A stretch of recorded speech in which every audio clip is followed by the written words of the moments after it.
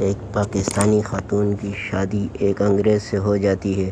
وہ امریکہ چلی جاتی ہے، ساتھ میں ملازمہ کو بھی لے جاتی ہے۔ ایک دن کام کرتے کرتے ملازمہ سے ایک گلاس ٹوٹ جاتا ہے۔ خاتون غصے میں کہتی ہے، کم بخت، تو نے اتنا قیمتی گلاس توڑ دیا۔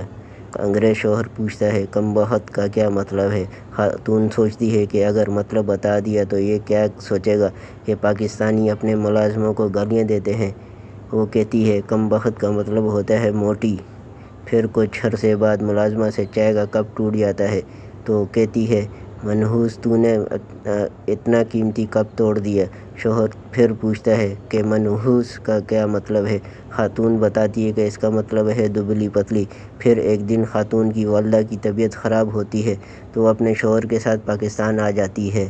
تو شوہر اپنی ساس کو دیکھ کر کہتا ہے، ماما، آپ پہلے تو کتنی کم بخت تھی، اب تو بہت منحوس ہوتی جا رہی ہیں۔